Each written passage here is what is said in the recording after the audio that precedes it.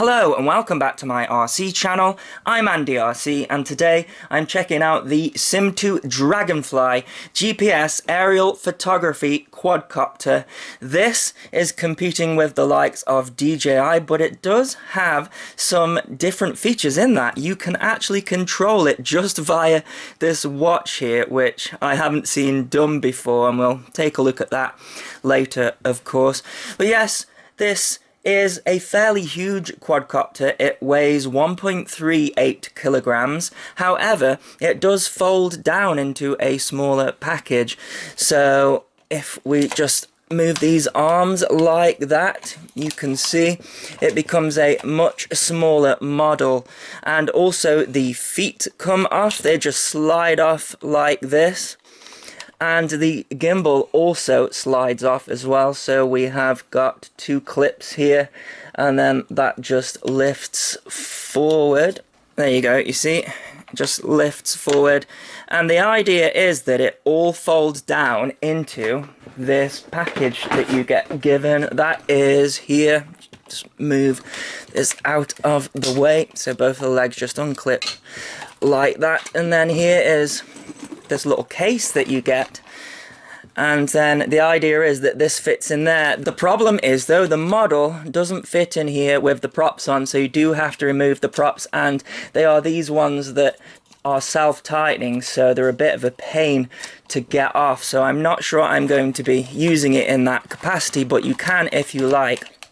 Now it does fold out to be quite a big model. So we have these carbon fiber arms. Well, they look and feel like carbon fiber, but I guess they could be imitation carbon fiber. We have got a huge battery here. Just look at the size of this. It's a 3-cell battery, and it is 5,200 milliamps, actually using an XT60 connector there, and also a balance connector here as well. So you are given a load of cables. We've got 2 USB connectors, and we also have this balance port here as well, and this fairly hefty charger. So that just plugs in there, and then you've got the balance port that goes in here and it balance charges. So that's quite nice. However, I imagine that's going to take some time to charge here. So you can see there that the output is 2 amp, and this is going to require 5.2 amps to charge at 1C. So yeah, this battery is going to take a while to charge. However, because it's using XT60 and a balance plug, I can use my B6 AC V2 to charge it, so that should charge it much quicker. So you are only given one set of props, which I think is a shame. They look like pretty huge props to me. In fact, it says they are 9 450 props. So yeah, huge props there. Should give us a good flight time with this combination, probably about 13 to 15 minutes or so. And you can see all this just clips in here, and then we have got the gimbal. Now it does say on the gimbal, do not connect it while powered, and that is because it connects via these little connectors here, and if you put it in the wrong way while this is powered, then it can just blow the gimbal because it can short out. So that just clips in there. It's a little bit fiddly actually. Clips in at the back there, and then you push it forward. There we go. And then you just have these legs, and these are a little bit toy grade, these legs. I'm not too fond of them, but they just clip in like that, and then this just clips in this side like that, and there you go, you are ready to go. The button on the back here, the way that you turn it on is the same as a Phantom, so it's a double press and hold, and then you can also see the power level as well on the back there. It needs charging at the moment. Then you get the beeps from the quadcopter there, and the gimbal takes some time to power up. So it's a 3-axis gimbal, and something that I think is really interesting is the camera, because it is a complete copy of a GoPro. Let me just take this out so you can see. Look at this camera. It has got to be the closest copy of a GoPro Hero 4 that I have seen. So the way that it works is this connects into a little USB port on the gimbal there, and then it powers up the camera from the quadcopter's battery. And what it does is it transmits its Wi-Fi signal, but it's got a very strong Wi-Fi signal, stronger than a GoPro 4, and you should get about 50 meters of range with it, supposedly, but just, I can't believe how close to a GoPro this is. So it switches on automatically when the quadcopter powers up, and then it instantly looks for Wi-Fi. And what you can do actually is, if you want to use this as a separate camera, you can bypass the Wi-Fi by pressing this button on the side there, and it goes into some settings. So can you see there, it looks exactly like a GoPro now. So we can do 4K at 25 frames per second, or we can do 2.7K at 30 frames per second, 1440 at 30 frames per second, 1080 60, 1080 30, 720, 120, 720, 60. So pretty impressive specs from this camera here. And you can go through all the same settings as a GoPro, well, very similar anyways, but I'm not going to do that because I'm going to use it in the capacity of a aerial photography camera on the quadcopter. So if we turn this off here and then just put this back in. So you are given a controller with this as well. You get a lot of stuff for the money, I have to say. It's got a built-in battery here, and it also charges off a USB port at the bottom there. We've got a return to home button, takeoff button, landing button, and we also have like the information here for GPS satellites, and then here we have got the slider for the pitch of the gimbal, and then here we have got the yaw as well. So it is an altitude hold quadcopter, so it does support both mode 1 and mode 2, and the way that you switch that is, if you want it in mode 2, you hold down this one here when you power it on, and then it's in mode 2, and then this one and power it on and it's in mode 1, and it's mode 1 indefinitely, which I really like. So the way that you arm the quad is this one down to the side here, and then disarm is this one, but I found that when you disarm it takes about 5 seconds to do that, so it's best to press this button here to get it to disarm. It does it instantly then. This is a landing button, and the takeoff button only works once you've armed, so I don't really see the point in that. Now this is interesting. There's two modes. You've got manual mode and you have got GPS mode, and the way that you change between those is you hold down the home button there, and when you turn it on it'll tell you what mode it's in. So it'll say welcome there on the front. Can you see it says advanced mode? And in advanced mode, GPS is completely turned off, so it's just in altitude hold mode there, and that'll allow you to fly up to 120 meters in height. But if you are in the normal mode, if I switch it on and hold down the home button again, you see it says normal mode, and in that mode then you have GPS hold, but you are limited to just 50 meters in height and 300 meters in horizontal distance. And that is because I think this camera's Wi-Fi output can only go for about, I don't know, 50 meters, something like that, so you don't really want to go higher than that anyway. I don't know, I would have liked to have seen more options for the modes, because I think that's going to put a lot of people off there. So I haven't turned the quadcopter on, but this is the screen that comes up when it is connected to the quadcopter. So you've got your number of GPS satellites up there, and it'll also tell you whether it's ready to fly or not. And then this is the battery of the quadcopter, and then you have got your height and distance here as well, and also the battery of the transmitter, which is quite nice. So moving on to the watch, and you can see we've got a identical screen to the transmitter. Again, number of satellites there, but this time we've got number of satellites on the watch because this is a follow me watch. So we've got various buttons on here. This is how you turn it on and off. we have got this button here which will arm the quad with a long press. Then we have got these up and down buttons here. So once you have armed the quad, you can press the up button and it will take off up to 8 meters. And then this one here will land it. And I believe these buttons here, we have a minus and a plus. And they should change your height incrementally as you go up and down on it. We have a F button here and that is follow me.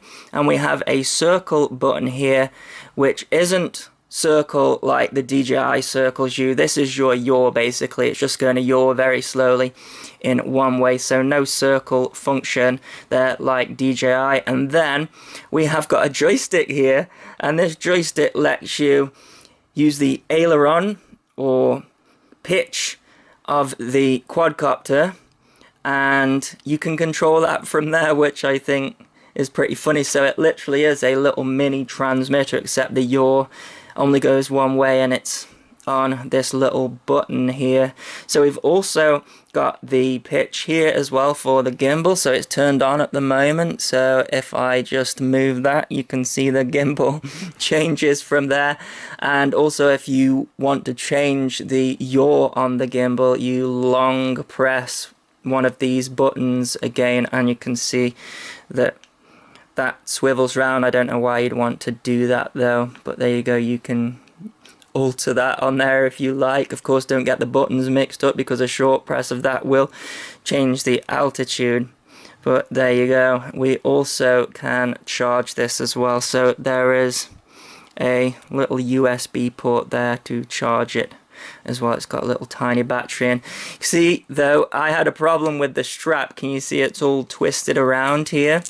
And that is because the strap wouldn't fit me. It was too big for my hand, so I've sort of had to modify it a little bit to get it to fit my hand. But there you go, that is the watch. So on the side of the gimbal there is a little USB port there. However, there's no information on what software you would need in order to configure the gimbal, and it seems out of the box my gimbal keeps going ski-whiffed, which is a big problem with these gimbal quadcopters, something that DJI are a little better with.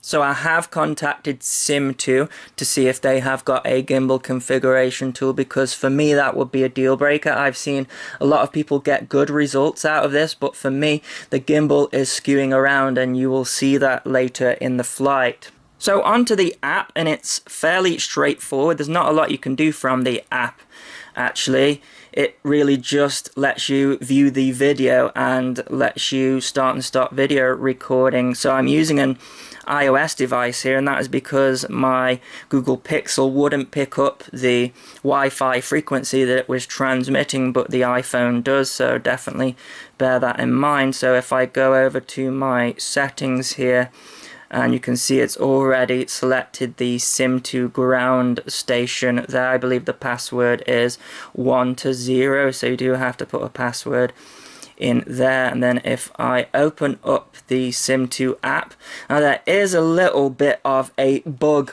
with this app I have found, because this is an iPhone 6 Plus. It does have rotation on it, and if you open the app in the landscape option, then it doesn't like it, but if you open it this way first, then it does. So we have got the option to connect to it, to the camera there. So it's connecting, and you'll see there that I can then move it that way, and then we have the options there which do disappear off the screen, which is quite nice. So if I just tap on there, we can also digital zoom as well if you want to, and also switch to picture mode as well. So digital zoom, they have to be careful though, because it sort of gets in the way. There you go, zooming in there if you want to do that. And then if I go back onto here, so I can press this one to take a photo like that, and that's taking some time. And then we have the option to change from 16 megapixels to 5. I don't know why you'd want to do that, but there you go. We can set a timer, which is currently off, and then we can also do a time lapse as well if you want, and continuous shooting. And then if we switch over to video mode, then we can change to 4K, 2.7K, 1440p. I like to have 1080p 60 though as well. So then you can start your video recording there, and then that starts it going. Like I say, the app's fairly straightforward. Kind of annoying how the options disappear off the screen really quickly. It's difficult to get to everything, but I have to say the video range and quality on this was pretty good, I have to say.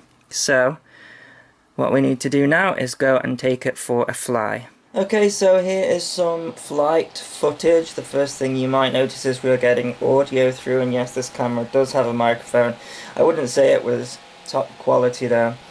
So we are looking through the gimbal and camera here, of course, and the first thing I noticed is there is a little bit of wobbling going on straight away. I think the little rubber grommets that are on the gimbal that sort of are meant to dampen any vibrations are a little bit too stiff. I think weaker ones would give a better result. So I'm just pitching down here.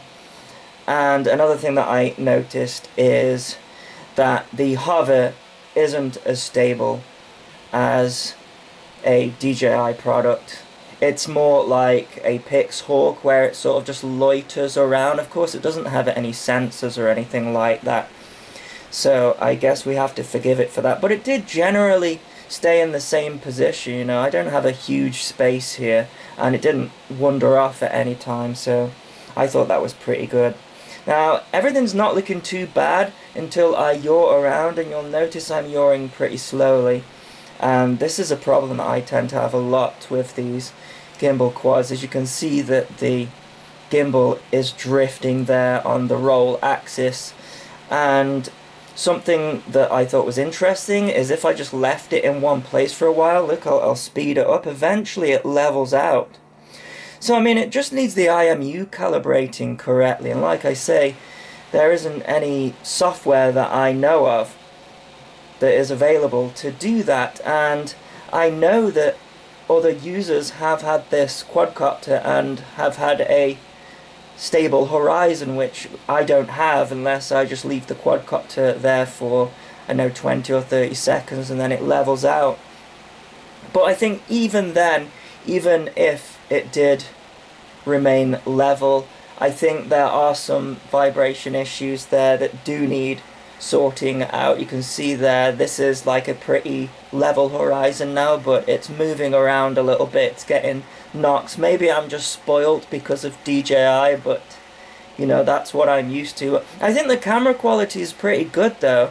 I would say it's a little bit maybe oversaturated, a little bit over sharpened, but for the price it isn't bad at all. Of course it's not as wide as a GoPro, and I'm flying with the controller here, and I'm coming in for a landing with the controller. I did try both the controller and the watch, and I'll get onto the watch in a minute, but it flew very well with the controller, I have to say.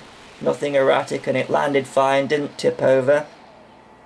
So next, this is me trying to use the watch and trying to get it to follow me. So you do have to still have your phone to hand, because of course you can't see the video otherwise. So this is me pressing the F button for follow me, and it did follow me, but it followed me to the side, and anything that I did would not fix that. So you can see it's following something, and that's because I'm standing underneath it and it's following me. So I thought, well, tilt the camera down so you can sort of see where it follows me, and it is doing, it's just not really easy to get in shot.